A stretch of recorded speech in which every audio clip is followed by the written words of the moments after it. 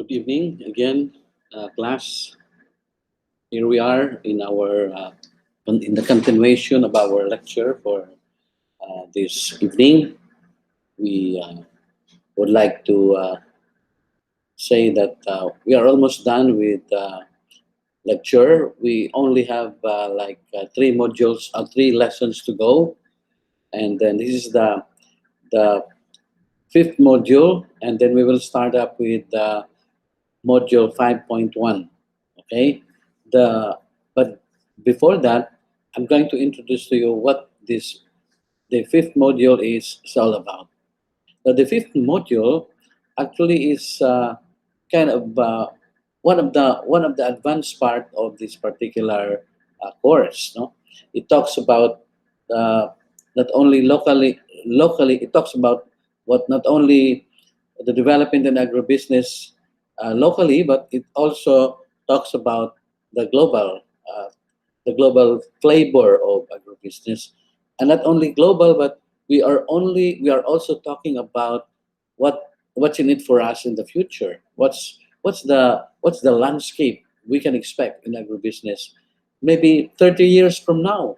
No, 30 years from today is 2021. In like 2050, what's going to happen to agribusiness? So this particular lesson will introduce us in that trajectory.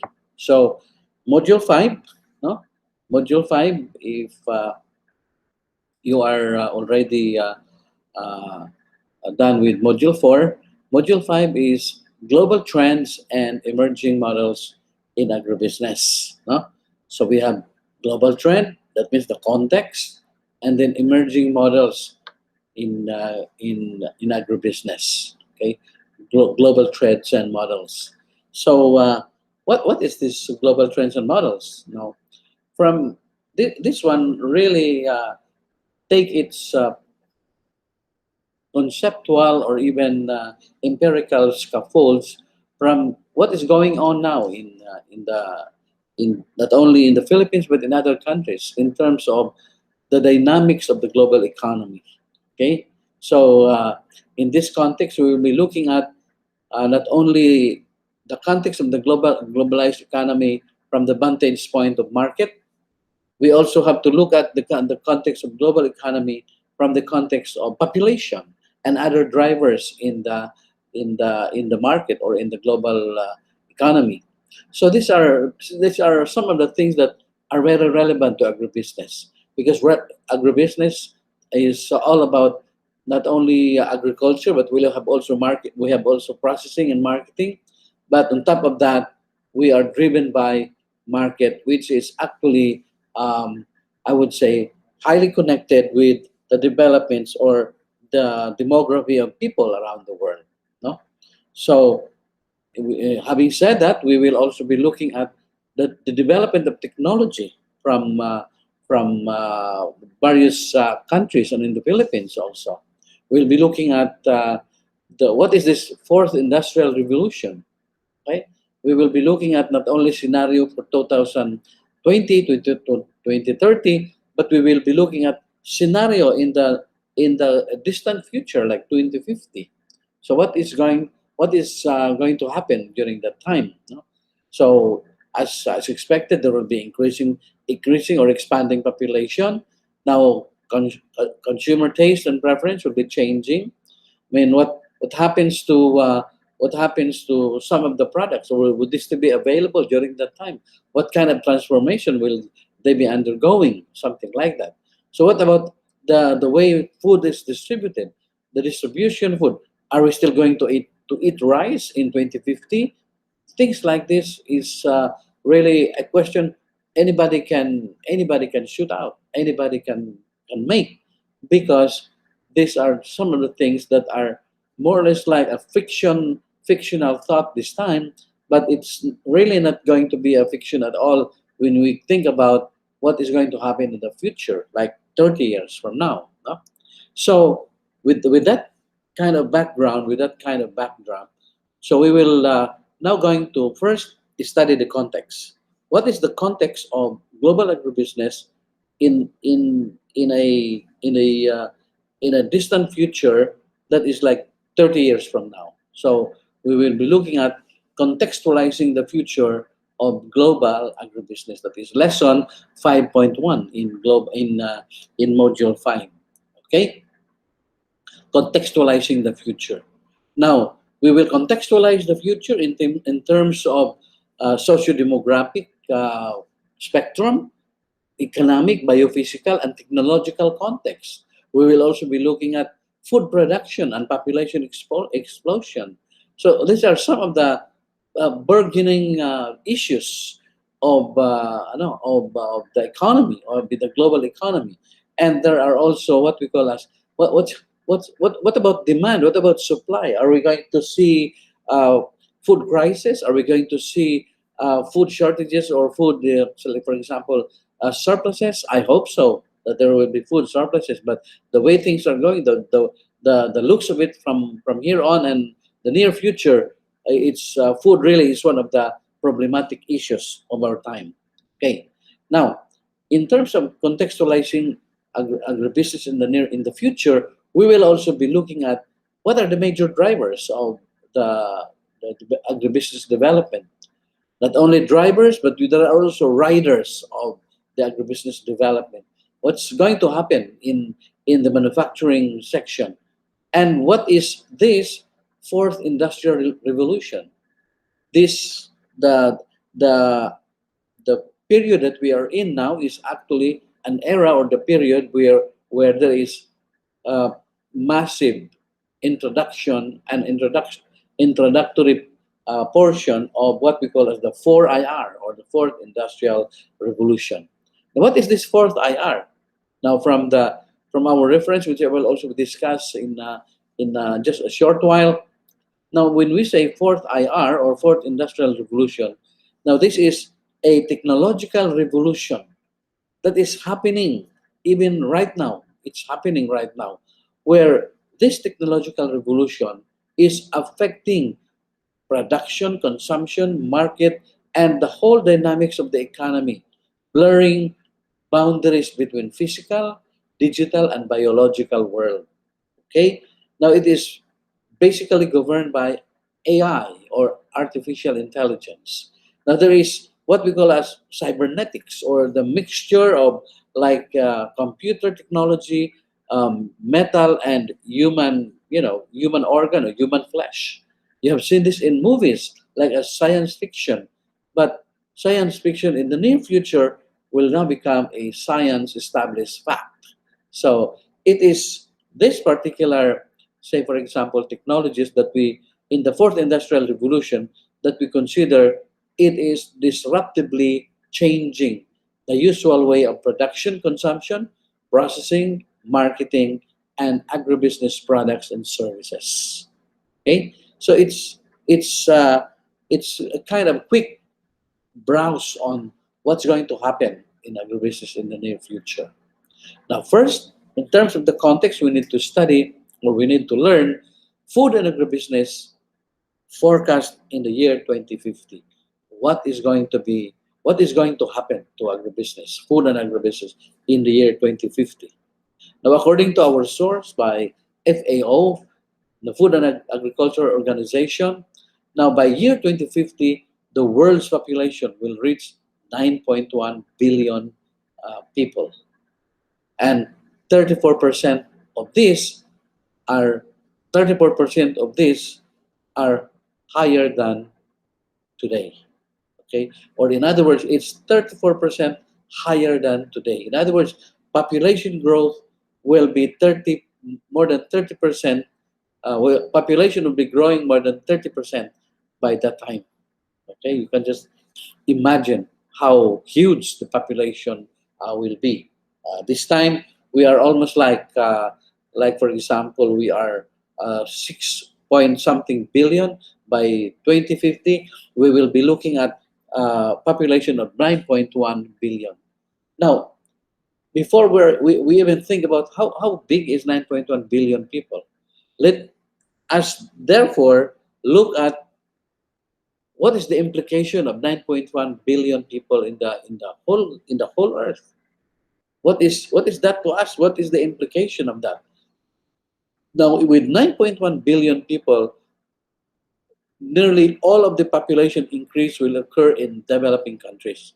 That means to say, in poorer countries, there you will see huge leapfrogging of population growth or level. There is going to be an accelerated urbanization, and about 70% of the world's population will be living in urban areas. 70% of the population living in urban areas. You can just imagine the demand for food in urban areas. Okay? Not only that, in by the year 2050, average annual net investment in developing countries or country agriculture required to deliver the necessary production increases would amount to 83 billion US dollars. Okay? That's a huge amount for investment. And then in estimated that the developing countries on average invested about 152 billion US dollars annually in agriculture over the past decade. The required increase is that's about 50%. Okay, there is going to it is a challenge to agriculture to increase food production by at least 50%. Now, specifically, 80% of this investment is necessary production would come from increased yield and cropping intensity, only 20% from expansion of arable lands. What is this? Okay, the challenge is how to develop new technology to increase production. We can no longer increase production by expanding on cultivable areas or expanding on land areas, because with the expanding population, settlement will compete with agriculture. Okay, set up land area for settlement will now be competing head on with agriculture. Hence, we really have to be prepared and think about the challenge in agricultural production by using the appropriate technology. In from 1960 up to year 2000, an average yield of crops have increased to by 3.2 to 1.5% per annum, respectively. In other words, the yield increase of crops is declining actually from 1960 to year 2000. The challenge for technology is to reverse this decline, since the continuous linear increase in yield at the global level following an established pattern over the 5 decades will not be sufficient to meet food needs. Okay? If we rely on our current technology with no modification, with just being contented with what we have now, it cannot feed the burgeoning population growth. It is estimated that by year 2050, developing countries' net imports in cereals will be 135 million metric tons. Okay? 135 million metric tons. Now, or in 28 to 2008 to 29, you have 300 million, ano, 300 million metric tons in 2050. Okay? Now, climate change and increase in biofuel production represents a major risk for long-term food security. So we need to increase production, but there is climate change that will confront us along the way. The greatest damage will be in the form of declining yields, greater frequency of extreme weather events, causing even further yield decline. Okay, so there is really a severe yield decline. Now, a recent survey estimates that continued rapid expansion of biofuel up to 2050, okay, will be in somewhere in Africa and South Asia, being 3 and 1.7 million higher than would have been otherwise the case. Therefore, policies in promoting the use of food-based biofuel need to reconsider with the aim of reducing competition between food and fuel. Okay, so there is a demand, a faster demand for fuel, but the thing is, if we manufacture fuel or biofuel, we don't need to be using uh, raw materials that are food based. Okay, because if we do that, we will be competing with consumption of human population.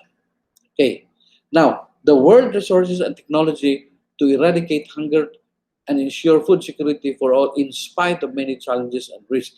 There is a need to really increase production and need to mobilize political and build up the necessary to ensure, okay, that key decisions on investment and policies to eradicate hunger are taken and implemented effectively.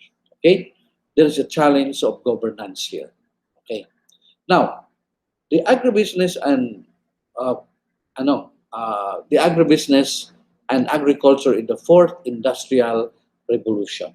Okay, we have seen already what's going to happen in agriculture or the challenge. There's a challenge of increasing population, challenge of really increasing food production, and the challenge also of really climate change, and also this competing land use because of increasing population. So these are the enormous challenges that will confront us as we move from here until 2050.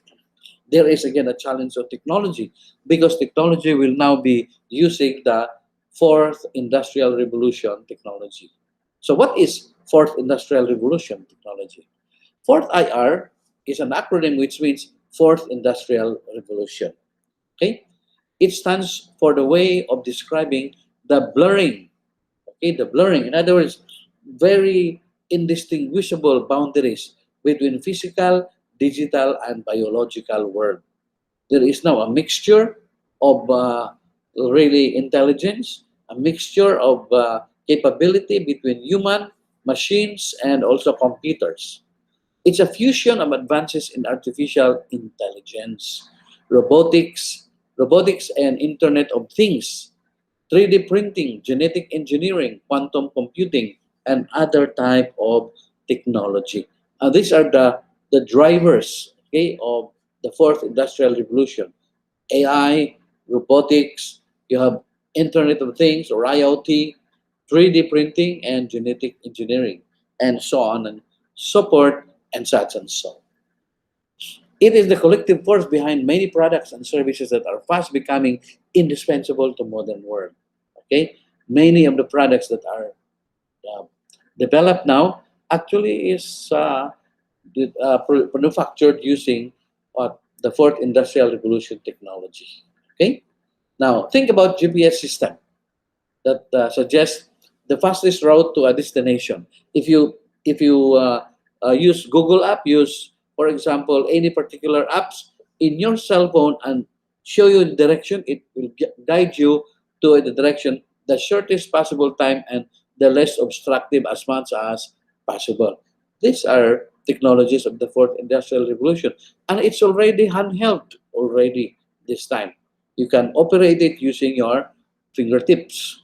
Okay, so these are already in place in the market. The fourth IR is paving the way for transformative changes in the way we live and radically disrupting almost every business sector. That's why it's called disruptive, because it will alter, it will change, it will hasten. So that means if something is still slow, is still moving slowly, with this particular technology, it will radically change the dynamics. It will radically change the pattern. It's all happening in an unprecedented whirlwind pace. Can you imagine? Swift. Here is here is everything you wanted to know about the fourth industrial revolution. What is that all about? Okay, how did it come about? Where did it originate? Now, fourth IR or Industry 4.0 is set to change society beforehand. Its foundation was laid first by three industrial revolutions. Before fourth industrial revolution, we have the three industrial revolution. The first industrial revolution, katong steam engines. The second industrial revolution, katong manufacturing operation. The third industrial revolution, which is basically the advent of computers. Okay, you can see this. The first industrial revolution is steam engines, electricity and manufacturing, and then also you have the third industrial revolution, may computer na, and then the fourth, which is connectivity, is very important. Okay, we have computer, but connectivity is all that matter. That is basically the object of fourth industrial revolution. Okay, the person who labeled the whole label today's advances in 4IR was Klaus Schwab, okay, a founder and executive chairman of the World Economic Forum in his book entitled The Fourth Industrial Revolution. Mr. Klaus or Dr. Klaus Schwab. No?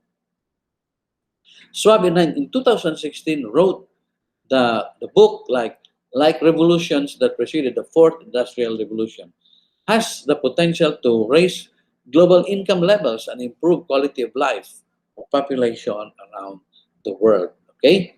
Now, how will agribusiness benefits from 4IR? This technological innovation will also lead to supply side miracle, okay? Hastening production with long-term gains in efficiency and productivity. Transportation and communication costs will drop logistically, and of course, uh, all of which will open a new markets and drive economic growth. Okay. Now, with all those advantages of 4IR, it's not entirely advantage that we can see. There are also disruptive effect.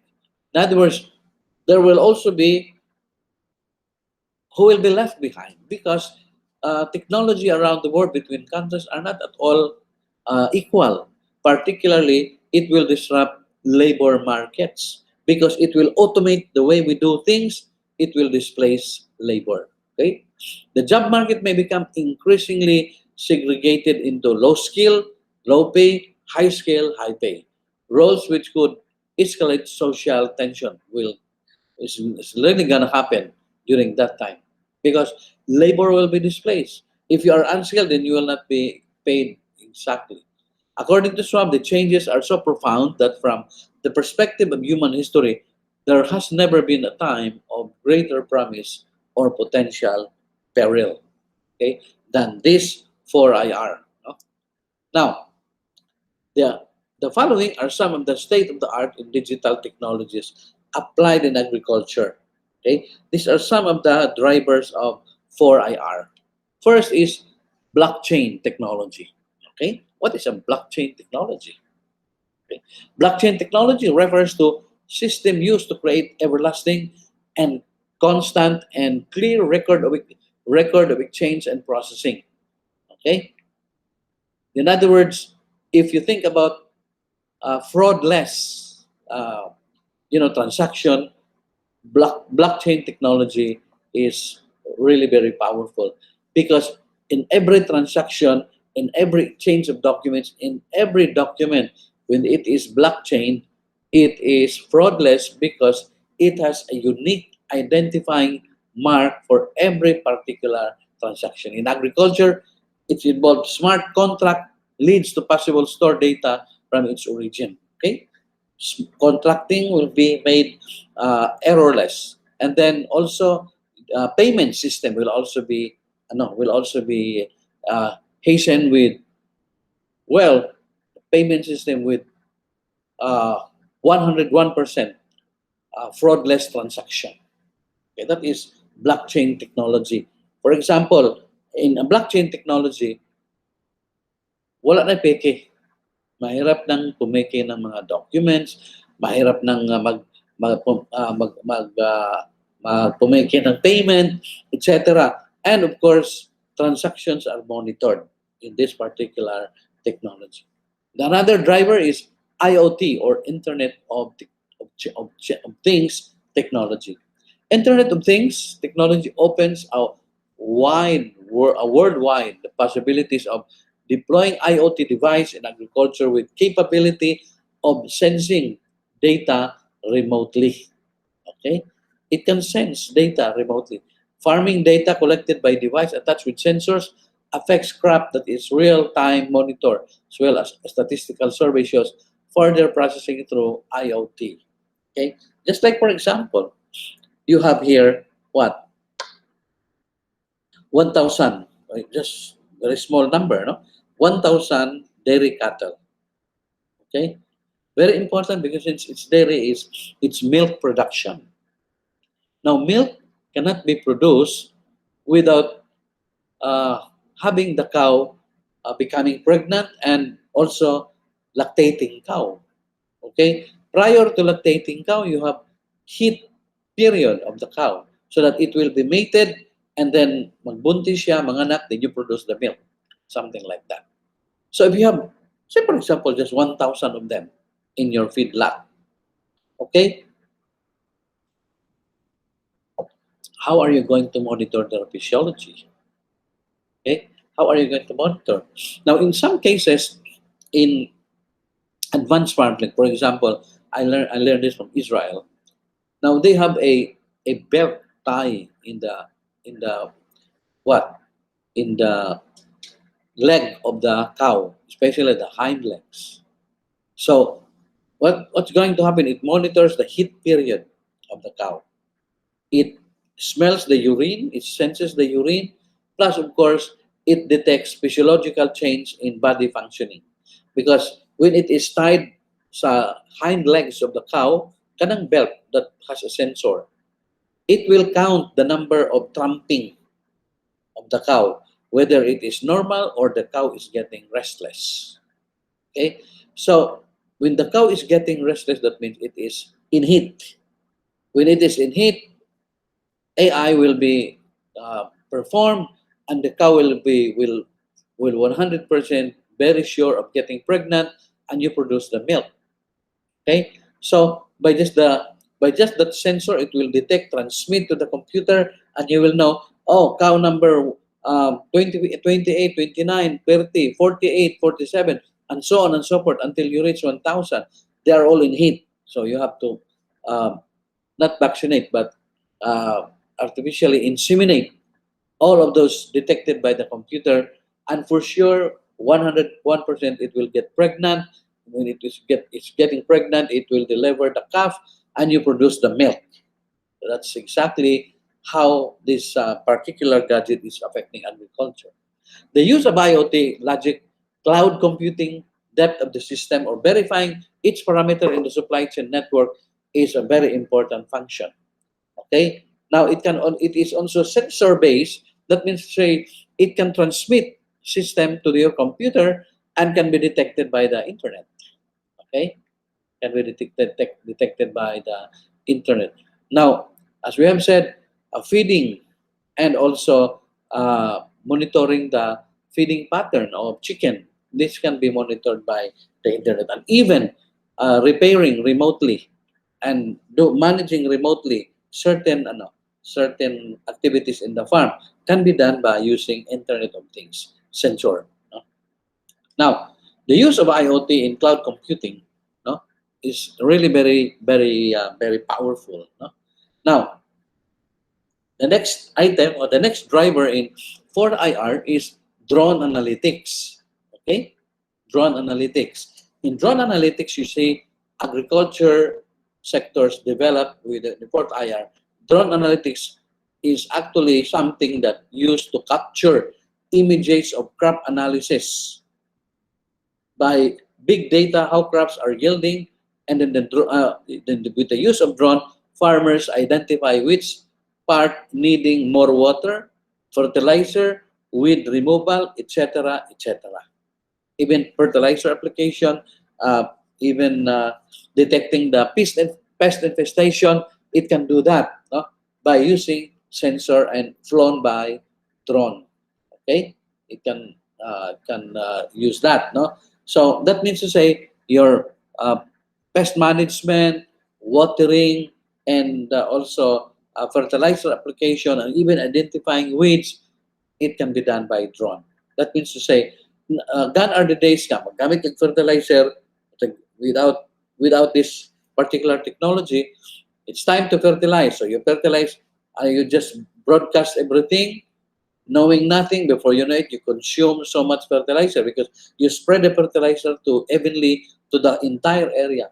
But with drone assisted application, it will calibrate how much should be broadcasted to this area, to that area where it is doing good. Less will be broadcasted there. It can detect this particular sensor, no? And then for irrigation, it can also maximize and make watering efficient because it will not pour water in areas nga daghay tubig.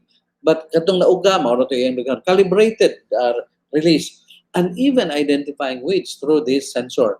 So the drone will detect which one, and then in spraying of chemicals for pesticidal activity, it can be done by drone. We have a faculty here who has who did a master's research on precision agriculture. Now, you know, a uh, a 20 liter a 20 liter container of like pesticides, uh, it can spray more than 1 hectare using drone. Now, is that surprising? If you know how many liters will be consumed in 1 hectare, that's very, very and amazingly surprising. Why?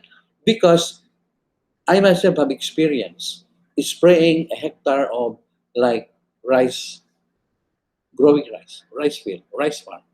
Now, the 20 liter is just one knapsack sprayer. Okay, the 20 liter is just one knapsack sprayer. Now, that one knapsack sprayer cannot even finish even 1/4 hectare. If you spray using the knapsack sprayer, by the time you reach the at the other end, and then you will return maybe 2 or 3 round trips, you will consume more than one knapsack sprayer already. But with drone, the equivalent volume of a one knapsack sprayer, it can fertilize or it can spray 1 hectare in less than 30 minutes, or not in 30 minutes, in less than 15 minutes, just spreading it very efficiently and spray areas less with no infestation at all, and more for areas with like severe infestation. So dili siya pataka og spray, all because of drone analytics having carrying with it sensors for precision agriculture. Now, drone techniques under the fourth IR also will monitor activities of agriculture such as high-tech organization. Data collected by drone forwarded to orthomosaic maps or analysis, it can map which area is heavily infested, uh, nutrient deficient, and so on and so forth. No? Or it can detect what kind of weeds here, what kind of pest there, or something like that. No? So it really is able to detect. Now, another not only drone, another is big data analytics. That means to say huge data, analyze and forecast for something that's going to happen in the future. Now, big data analytics very important for market forecasting, for like scenario building for this particular industry, and also for uh, modeling of what's going to happen for this particular type of climatic change, and several other things. It can predict the future of an industry. Okay, it can predict the future of an industry. What's going to happen in the future? Now, Nokia is one of the victims of this, victims or was victim for failing to really make use of big data analytics. That it Nokia failed to anticipate the Android system that's going to conflagrate the market. They were really the market leader during that time by the keypad technology of cell phone, no keypad technology, and they were the leader in that.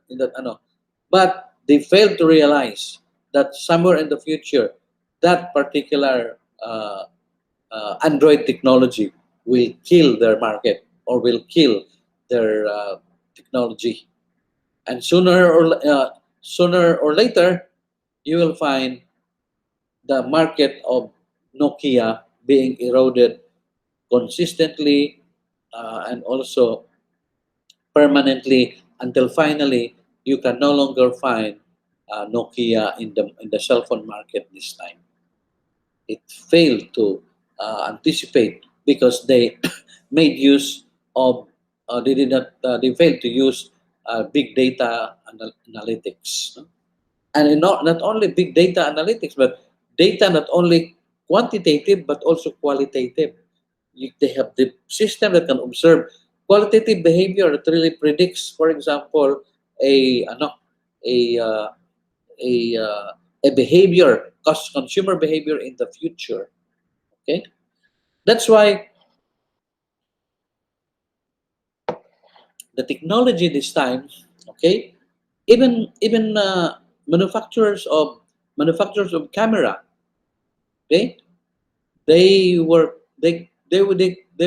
caught flat-footed because of the cell phone technology. That everything is there in the cell phone at the tip at the power of your thumb. You can control many things, even control the way you switch on your car. You control the it can talk to you, the cell phone, the Siri technology in Apple, no? The Siri technology. Hello Siri, what's your name? Hello Siri, where can I find this one? And he will tell you. The Siri is really able to tell you, and that's AI, and also making use of big data analytics, no?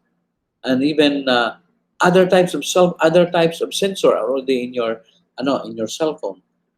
Image recognition, that is part of image recognition is part of, like, for example, AI, and also Internet of Things. It can recognize your image. So when somebody uses your cell phone and your face is too flawless, walay bugas-bugas, ang tag-iya bugason, adi mo open ang cellphone. Kaya din na madili ni mao tag-iya. Okay? Or the reverse would be like, oh, this space is so rough, it's not the owner's space, so it will not open, it will not switch on. So it has that capability, no? Murag hamis ra man kaini, or murag gaspang ra man kaini nga now, dili ni mao. It can even detect the scent of your perfume, no? If you are a user of perfume, it can smell your perfume, and when the cell phone or the gadget notice nga this is not the scent of my owner, of the owner, so it will switch off automatically. It's really very smart AI, no? So recently, under the fourth industrial revolution, okay, there is what we call as technique. Learning machines defined as artificial intelligence. That's also part of AI, no? Artificial intelligence. It can detect, it can do complicated medical procedures by really operating it remotely. Okay? Think about uh, in other countries, like for example in Japan, house help is no longer human being, manual or human being. These are all robots, sweeping, cooking, etc., cleaning the house. It's all done by uh, robots, and then these robots actually have sensors that is part of what we call as AI. It can recognize, it can also identify whether it, anything activity in the house. Okay, so these are the different drivers of fourth industrial revolution. You have cyber artificial intelligence, internet, IoT, cloud computing, and so on, blockchain, and cryptocurrency. So you have blockchain. These are all in terms of, like for example, actively transforming, will transform within 5 years, already transformed. You can see the top notching is cloud computing, already transformed. But all the others are already starting up and actively transforming, operating na sa ano, and will transform in 5 years, almost like all of them. Mao na ginay dynamics in the near future. Today is like what? Today is 2021. you count 5 years, it's all be dominated by this technology. And you can see on Facebook, for example, advanced business operations are already recruiting investors to invest on Genesis AI. I don't know what that is, but they are recruiting investors. That means to say there is a huge program on AI that will already become part of our daily lifestyle. Okay, now this is agribusiness and the fourth industrial revolution. So these are the things that are transforming this time. No, in terms of human, you see the usefulness of cell phone. It can communicate to drone. It can be used as sensor. It can be used to for the market. It can also do cloud computing. Everything. If anybody of you has an iPhone, there is what you call as iCloud. The iCloud is part of iCloud cloud computing. If anybody of you has an account with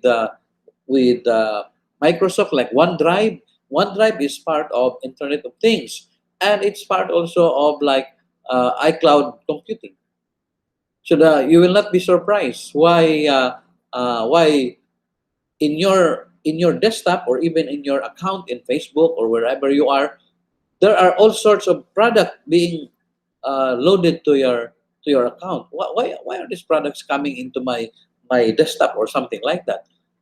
Because the computer and the way that you use the computer is detecting the pattern of your behavior, is detecting the algorithm that you are using. Now, mahilig pala ito sa do it yourself. So a lot of DIY, say for example, ideas will conflagrate your account. This guy is searching for a new dress. So, okay, there's again another sales here and there, and so on and so forth, and such and so. If you are very very like for example, para mahilig ka sa mga science gadget, that can be seen in terms of the pattern in the way you use internet and also computer. Okay, so it can detect your pattern behavior. So the next question, given this particular development, the next question is the Philippines is the Philippine agribusiness ready for fourth IR? Okay, in the Philippines, can we say we are ready for fourth IR?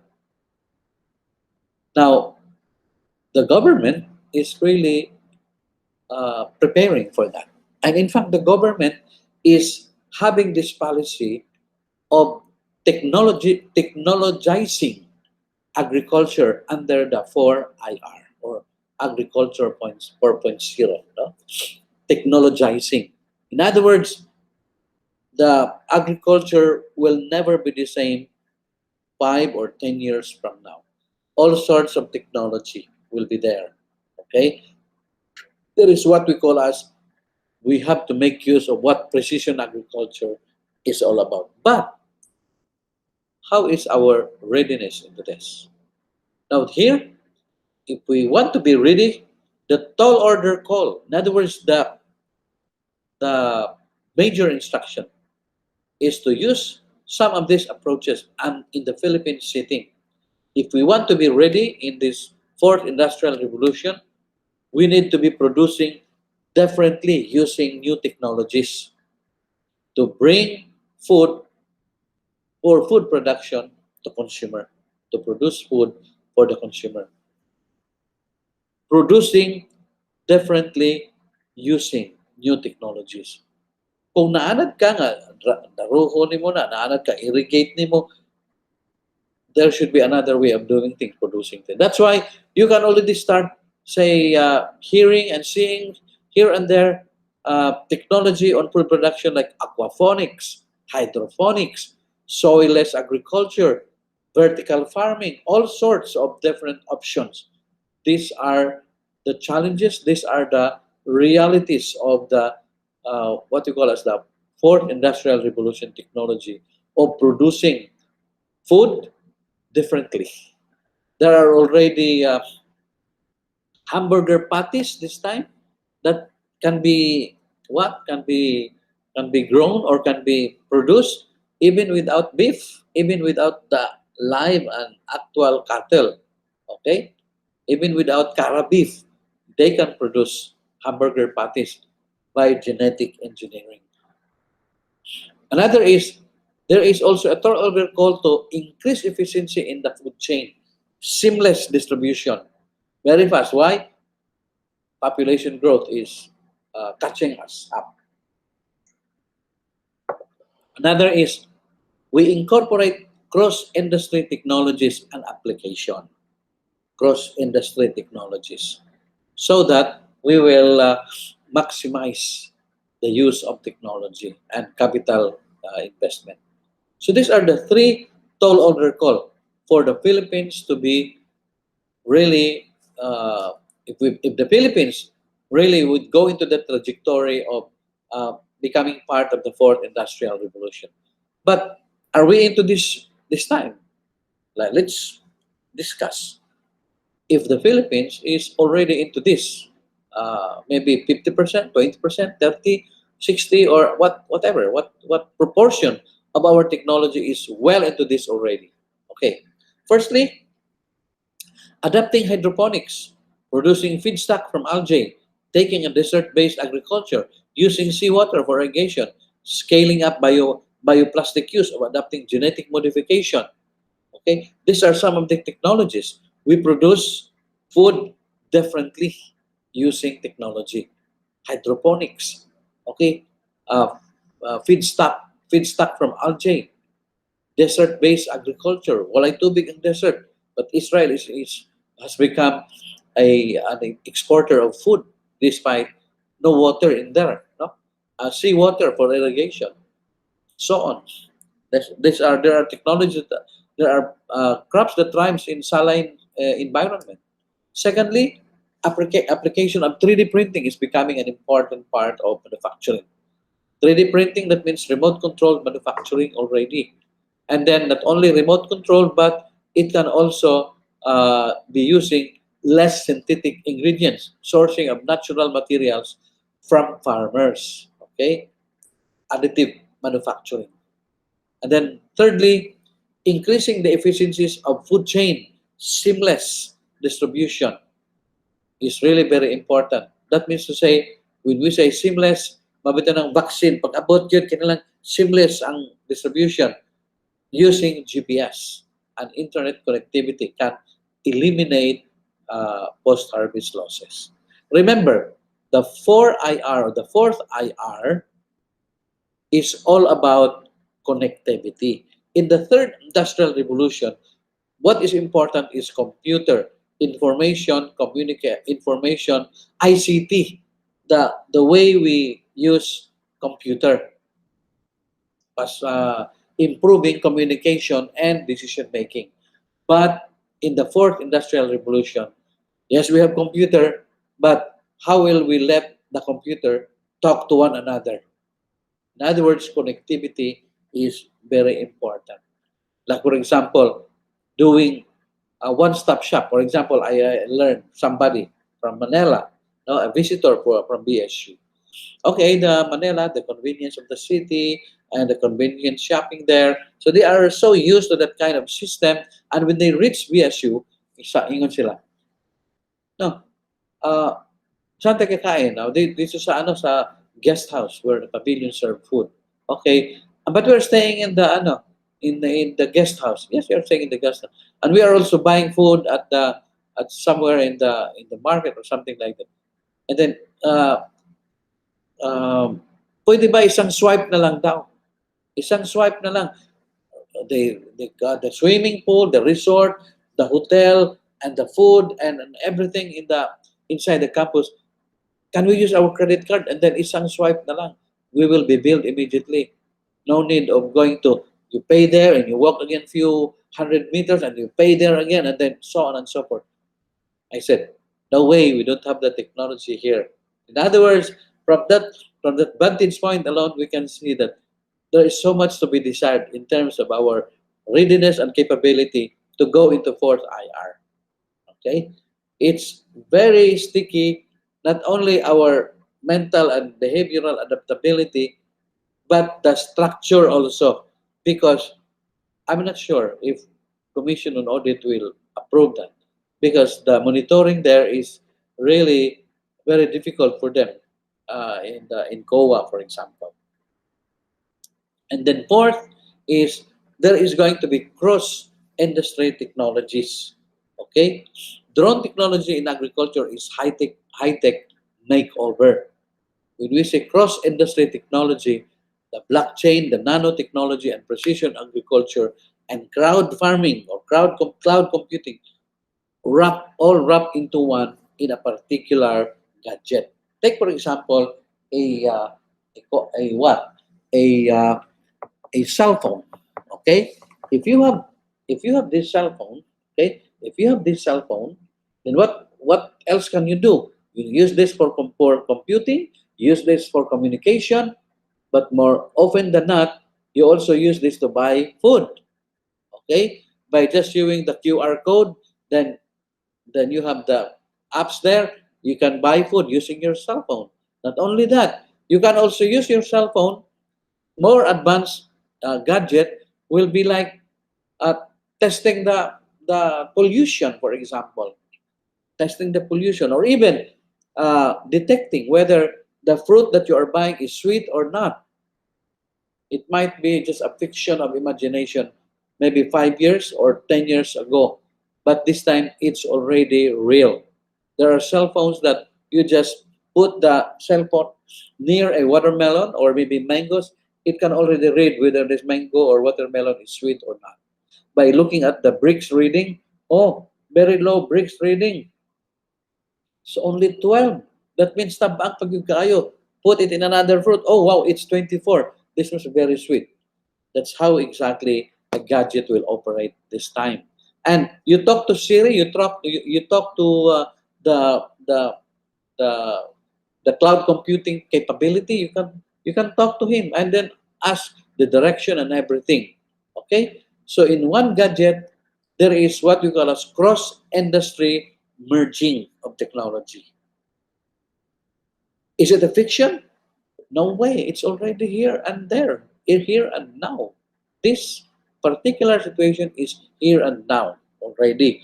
Although not in the same proportion as, for example, geographically, but in most other situations, it's already there. Take for example. Well, let me just set this as an example. The last time, when was that? The last time I was in Singapore was like 2009. 2009, 2010, something like that. Maybe it was, no, it was 2010. I was there in Singapore, 2010. And then uh, when I was there, um, I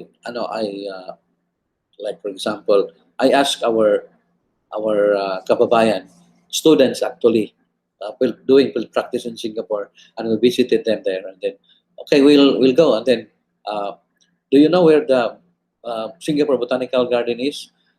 Uh, yes, but you know your way inside the botanical garden because it's so huge. Baka maligaw tayo, mawala ta. Ano ba? So, no problem, sir. No problem. Okay, let's go. We went there. We entered the botanical garden. It was already very forested, and the the the maze inside is really blinding. You can easily get lost. But this guy was telling us, "Oh, sir, the way is here. The way to get out is here. Okay, you just follow me." And he was holding his cell phone. And what is that? So, this is our guide, sir. We will not get lost if we use this. Oh, really? It was still very foreign in the Philippines during that time. No? Like 2009. Oh yeah, 2009, 2000. Very foreign. And then after a while, okay, there is Google Map, and the Google Map is very sophisticated. Okay, so it will show us where to go. Okay, that was 2009. Then the following year I went to I was able to go to Europe. Then in Europe I was using my cell phone. Everything is QR coded already.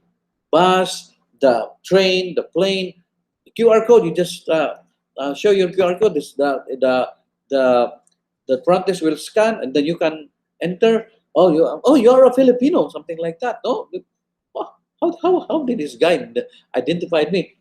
All information is there already in the hotel QR code. When I went back to the Philippines, it was like 2012, 2013, 14 that we started using Google Map. We started using uh, something like barcoding. In other words, we are while we are behind in terms of this technology, they are already we are they. I mean, while we are behind, but the thing is, it is now a current technology already this time. You will be using, for example, Maps.me, Google Earth, or whatever apps that you can, while traveling, you can say, oh, we are already, I remember our driver, we drove by land trip, no? We drove from Amsterdam to Munich. That's very far. That's how many kilometers? Siguro mga 1,500 kilometers na from Amsterdam to Munich. We travel by van because we need to stop from point to point because we are having an excursion on land development in Europe. So, okay, we drove, and then our driver told us, "Oh, are you a German?" "No, I'm a Dutch." She said to us, you know where this hotel is in Munich?" "Yeah." "So how did you know?" "This one will guide us." He was showing his cell phone and the GPS inside it. "This one will show us." "Oh, really? Okay, we trust you." And true enough, we really, even though where is uh, this particular hotel? Not very familiar hotel, but cozy hotel, but already located in the secluded area of Munich. So, but he was able to find his way, and before we know it, he stops right in front of the hotel. So that's cross industry technology merging, and it's all in one gadget. So that is how we really are. We are. That is what our environment is all now. No? So besides applying farm inputs, here are 5 ways drones could be used throughout a crop cycle: soil analysis, plant monitoring, progression monitoring, irrigation and health assessment. Drone can do that. Paluparan og drone ng imong cornfield, imong rice field, okay? It can detect everything from soil fertility to nutrient deficiency, etc. No, because it has a sensor that is ground penetrating also. Okay, grabe kaayo ang technology.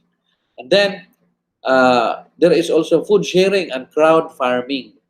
Crowd farming is being able to really help other farmers produce crops by using for example, supposedly waste material from other farm. In other words, our waste here can still be used by other farmers or can still be used by other producers to produce something. We call it crowd farming. You connect with all the different, you don't have the inputs, but they have the inputs. They can, they can contribute to what we are going to use in order to produce something. In other words, sharing, ride sharing, and house sharing are already industry norms, and application of technology in farming can result in food sharing and crowd farming. Okay, there is, because of connectivity, it's very possible this time. Okay, food sharing. Oh, nanubrag yun ang inyong pagkaon ani. Then you connect to the internet. Oh, there is one particular household kulang dito, but they also have something na wala sa imo. Food sharing. Okay. Otherwise, ilabog na to nimo. Rather than ilabog, ingat to sa nagkinanglan, kinapoy ilang, awa ka, then you share. Because that thing that they have which they are already thinking about throwing, actually you need that particular thing. So you exchange, you share. Either there is an accompanying payment or there is something like just mere sharing. In other words, it promotes zero or very, very minimal food wastage. Okay, all because of connectivity. Okay, all because of connectivity. They said, okay, you just pay for the, no, we will give it to you. You just pay for the logistics or pay for the shipping. Deliver, they also have something, deliver, we pay the shipping, we save the wastage. All because of technology. Applying blockchain technology could reduce inefficiencies and fraud in, it can also improve food safety, okay, by ensuring that this particular food is following certain quality standard, traceability in supply chains. And then you also have nanotechnology and precision agriculture. Nanotechnology, it is already used in medicine. You will no you will you will be injected with a dye or something. You will ingest something, and that nano object, very small particles, it will communicate to the computer what's inside your body, and something that will be used for diagnostic purposes. Okay, so there are several other things that this nanotechnology very useful. Separating which one is pure, which one is not pure. For example, in our case, how do we produce like uh, what salabat? How do we produce salabat? We kind of uh, like, for example, boil and add sugar, and then the sugar becomes flavored with ginger already, and we use that as our salabat. No way, it's sugar, only very little ginger in that. No, but with nanotechnology, you can process that salabat or ginger powder, that actually these nano particles will separate the sugar and also the what? The sugar and the pure ginger powder that is soluble. Processing also turmeric powder. In actually there are uh, already research centers in the Philippines following this nanotechnology. Wala pa lang sa ato in BSU. That is what we are also aiming to be put in place in no time, in the very near future. Nanotechnology. So now, the thing is, how is our readiness, or how do we prepare for our country? No, how do we prepare for this? No, in order nga ma-institutionalize yun ang fourth agriculture 4.0 in the Philippines. From the experience of other countries, we need an institution to drive this, to drive the structure and making sure that it is in place in the country. We take, for example, the experience of India. No, in India, they are well into 4IR, but how did they do it? First, in order to make it nationwide and also well monitored and taken care and well implemented, they organize or they structure the implementation by coming up with a consortium of researchers for disruptive technologies in agriculture. They organize what we call a CDTA, Consortium of Researchers for Disruptive Technologies in Agriculture. That is combining technologies from Indian Institute of Information Technology and Management. There is also what we call the GB Pan University of Agricultural Science, and many other, even the Indian Institute for Space Technology, seeing to it that connectivity is fast and seamless. This agency is tasked to ensure India's precision leap into fourth IR or Agriculture 4.0, and seeing to it that it should be in the right trajectory. That is what we need in the Philippines. We have organized a Department of Information, DCIT, DCICT, Department of Information and Communication Technology, but we haven't really gone deeper into mobilizing research institutions and capability around the Philippines to address this particular technology, just that. No?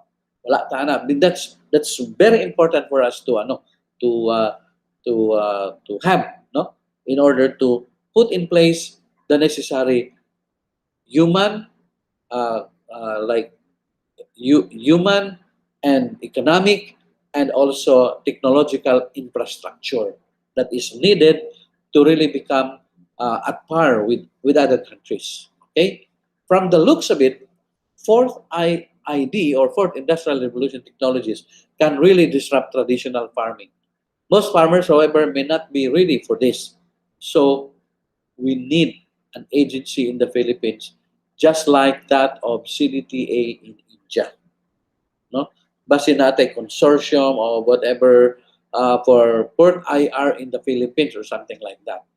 Na-adjust na, maunay mo supervise, maunay mo oversee, and punduhan yun na para to steer the clear implementation of this fourth IR across industries, no? Across industries. Now, that is in India. And the 4ID or fourth industrial revolution or in this industrial development should perfectly complement those basic practices and technologies of farmers. Dili kay na-advance na daw, wala gamit tong natural or mga practices na to in the past. Gamit to kay ma-part to sa database how it was done before, the procedure and even the qualitative diagnostics that will become part of the database, which will now be used for projecting or producing something in the future that jives the preference of the producer and at the same time the consumer. In other words, we use this technology to create what we call as constructive disruption in the future or constructive disruptions in agriculture. Constructive, in other words, making use of past information and embed this into the technology, and because of that, we make our fourth IR products and services fitted to the demands of the customers. Okay? The question remains, is the Philippines ready for fourth IR? Well, a side note perhaps, India boasts today of being a rice exporter. No? Ang India, nag-export na ng rice and they are well into fourth IR already. Well, unsa man ang India? They produce a lot of products already. Pero unsa man ang India? India is almost like a barren and very hot and humid country. India's annual rainfall is only 650 to 700 millimeters in 1 year. Gamay pa na kayo. Wara, kuan na kanang mga walang tunga aras litro na ang ilang accumulated rain in 1 year, ha? Or only a third of the Philippines. Nga ang Philippines mo kuang gyud ta mag rainfall gyud ta og 2,100 millimeters or or 2 ka litro kapin ang accumulated rain at any given time. 2 ka litro kapin. It is also worth mentioning that India's rainwater harvesting is 60%, while ang ato nga rain harvesting is less than 5%.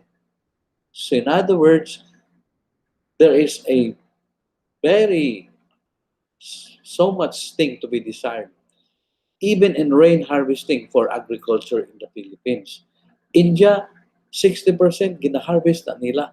Ang ato, wala nga nita magka-1. They have 650 millimeters. Ang kanang 650 na, pang gina, 60% diana or mga 300 kapin millimeters, almost 400. Gamit na sa agriculture. Ang ato, sagdan ra, baha, plus flood dito, plus flood dire, etc. Waste of water. Less than 5% is harvested for agriculture. That is one challenge for the Philippines. In other words, mo-technologize yun tag maayo. Okay? Technologize yun ta. So, We have here, while we have access to all these related technologies, the question remains, is the Philippine agriculture, ready for fourth IR? The answer is this. The country must make itself ready for agriculture. Wala na, di na mapugna. That is non-negotiable. The Philippines must be ready for agriculture 4.0. We have no choice given the numerous challenges of our agriculture that we are facing in our agriculture, particularly from climate change and globalization. It's a non-negotiable scenario. We have to imbibe it and bite the bullet. Mao nang kinahanglan kita mo organize gud maayo para sa agriculture 4.0. So far in the Philippines, or around the Philippines or around the region in Asia, ASEAN, more and more countries in Southeast Asia and other parts of the world make way for agriculture 4.0. We should make sure that we are not left behind. Unless we want to ferment a food crisis, for sure, nobody wants that to happen. In other words, fourth industrial revolution in agriculture is a non-negotiable phenomenon. We better be prepared, and we better organize our acts together. Otherwise, we will be left behind. Matut pa, unless otherwise we are fermenting a food crisis. God forbid. Okay? That is the readiness of the Philippines. So there are ideas, daghang kay ideas sa Pilipinas, but we really need to, we really need to be to organize our acts together. Okay? Now, for your learning task in this module, you can go back to the lecture. Now, please take note of this learning task. One page only. I want you to write an essay about the meaning of fourth IR. Just one page lang. For essay about the meaning of fourth IR. And then, after you have one page, choose 3 among the disruptive technologies. Okay? Choose 3 among the disruptive technologies. Write how that disruptive technologies influence agriculture in the future. Now, kanang 3 disruptive technology, what are these? Internet of Things, blockchain technology, drone analytic, etc. No? Sila. Now, choose only 3.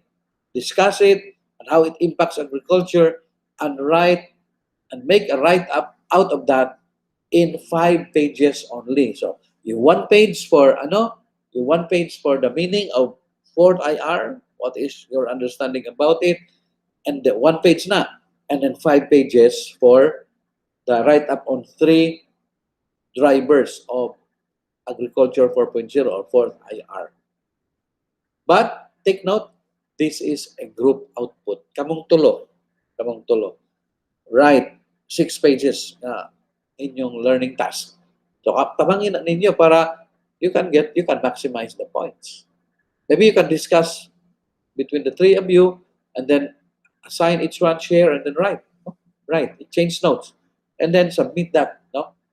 Submit that before the end of module 5.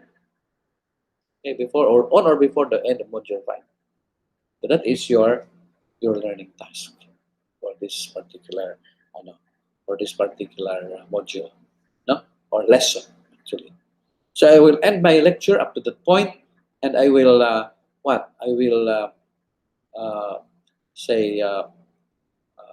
return the next time around with a lecture on lesson 5.2. 5.2. Remember, module 5 is only until 5.3.